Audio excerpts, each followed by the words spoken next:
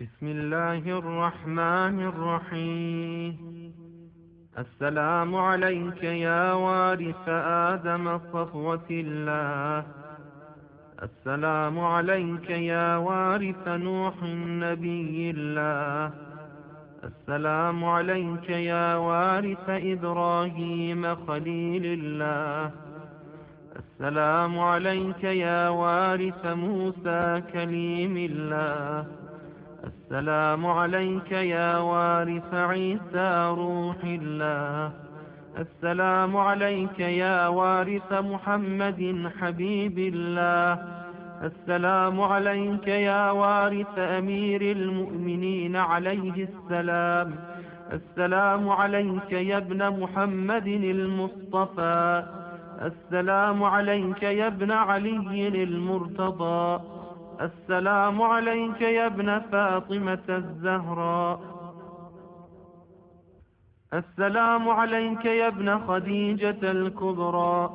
السلام عليك يا ثار الله وابن فاري والوتر الموتور. أشهد أنك قد أقمت الصلاة وآتيت الزكاة وأمرت بالمعروف ونهيت عن المنكر وأطعت الله ورسوله حتى أتاك اليقين.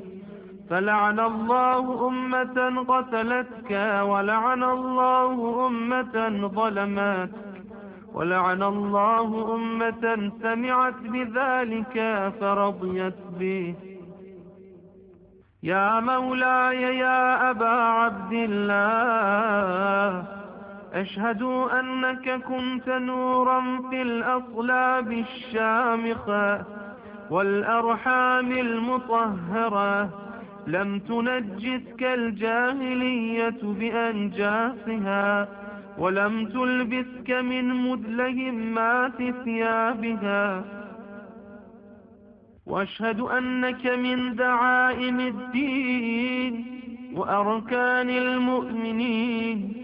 وأشهد أنك الإمام البر التقي الرضي الزكي الهادي المهدي. وأشهد أن الأئمة من ولدك كلمة التقوى وأعلام الهدى والعروة الوثقى والحجة على أهل الدنيا. وأشهد الله وملائكته وأنبياءه ورسله أني بكم مؤمن وبإيابكم موقن، بشرائع ديني وخواتيم عملي، وقلبي لقلبكم سلم وأمري لأمركم متبع.